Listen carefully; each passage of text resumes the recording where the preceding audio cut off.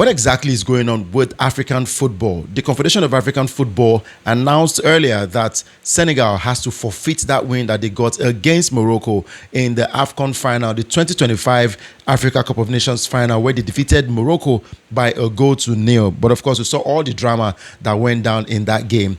CAF are claiming that Senegal violated Articles 82 and 84 of the rule book. What does Article 82 and 84 say regarding what happened in the final between Morocco and Senegal? Article 82 states that if a team leaves the ground before the regular end of the match without the authorization of the referee, they are eliminated.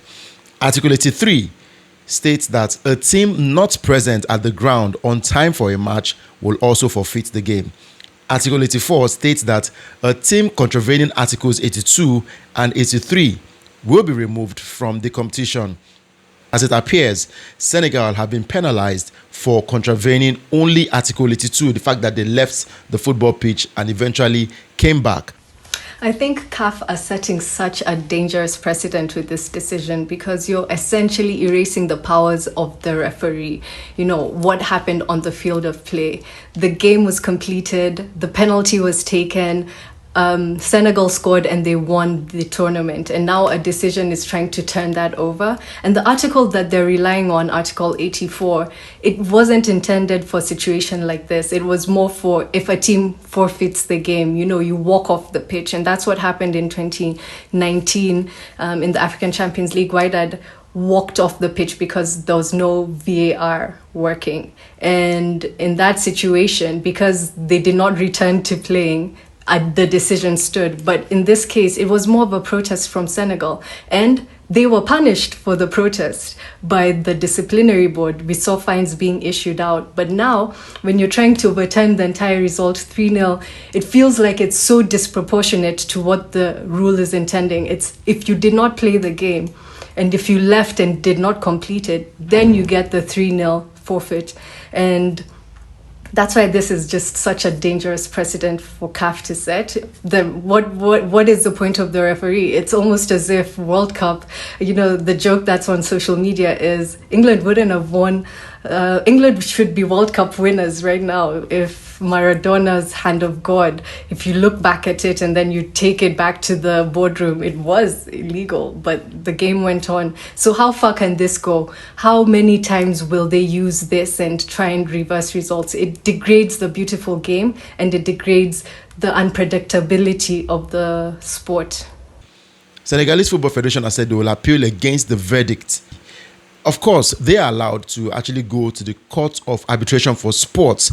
But what will be the outcome of that one? Because, look, it is becoming too dramatic. So Senegal have already made the decision that they'll appeal at the Court of Arbitration for Sports.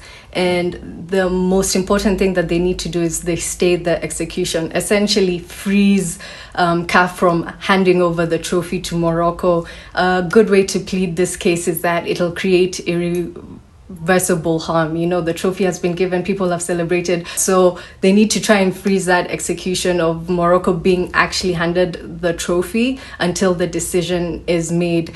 I think they have a very strong case because we've seen CAS in several occasions overturn decisions that have been made by CAF. You know, in 2015, there was Morocco withdrew from hosting the AFCON, and you know, CAF imposed some crazy sanctions on them up to like $10 million. And CAF said that's just not visible, it's not viable, it's not proportionate to what actually happened.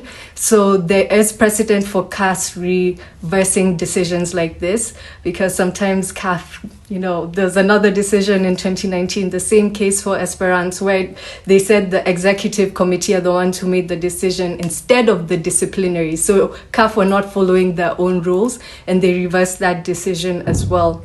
Patrice Motsepe, president of the Confederation of African Football, came out earlier on to also react to this decision by the appeals board. I previously expressed my extreme disappointment with the incidences that took place at the final match.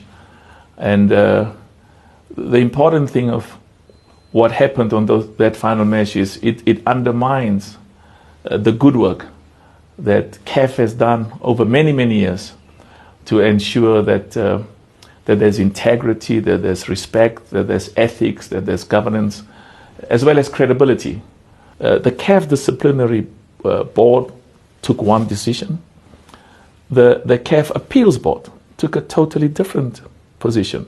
And I'm told that that Senegal is going to appeal, which is very important. Every one of the 54 nations in Africa have a right. Now, Senegal are allowed to lodge a complaint, lodge an appeal to CAS, Court of Arbitration for Sport. But how long will this take?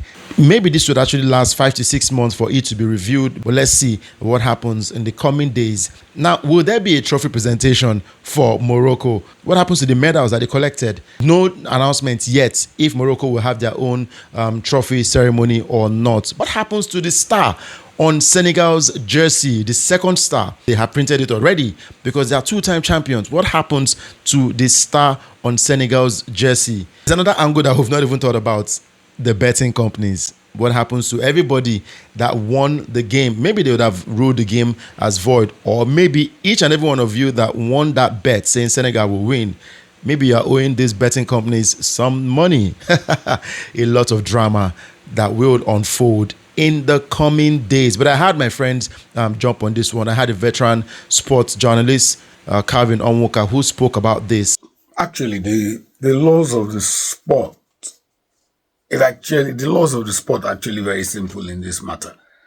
That whatever happened that evening, the key and by far the most important thing was that the game was not abandoned. And because the game was not abandoned, that decision of the referee to continue to restart and end the game is final. This CAF Appeals Board, they've embarrassed African football. It's been an absolute disgrace what they've done tonight, because the articles 82, 83, and 84 that they are talking about do not apply to this AFCON final. For one singular reason: as I said earlier, the game restarted, the game ended, and Senegal won. But that's it. That is what governs football. You cannot come back and start to claim that they walked off. They didn't walk off, because the game restarted. And that's it. The game restarted, the game concluded, and that was it. And that's the end of the matter. So what has happened is that CAF have bent over backwards because Morocco has probably threatened to not host tournaments again. And so CAF have decided that it was safer for them to embarrass African football in the entire world, rather than ignore whatever it is that the Moroccans have been saying. And that's it. This is what you tag as a commercial suicide. Honestly, I would term this as commercial suicide. You know, we've seen Africa take so many great strides to try and catch up to Europe. You know, the tournament was beautifully hosted. Morocco did a great job. The facilities were excellent.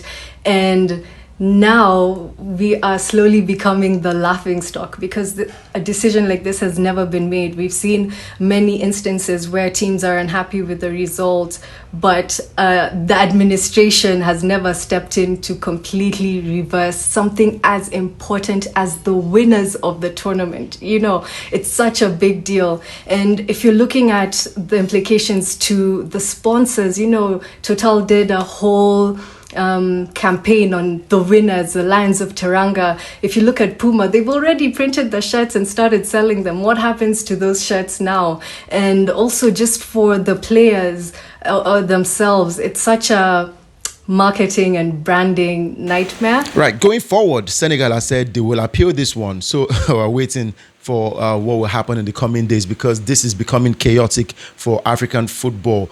I also look forward to seeing if there'll be a party in Morocco that they've been awarded the title. But of course, Senegal has said they are not going to release the trophy to anybody. And they're also threatening to pull out from the Confederation of African Football. So this is drama just starting.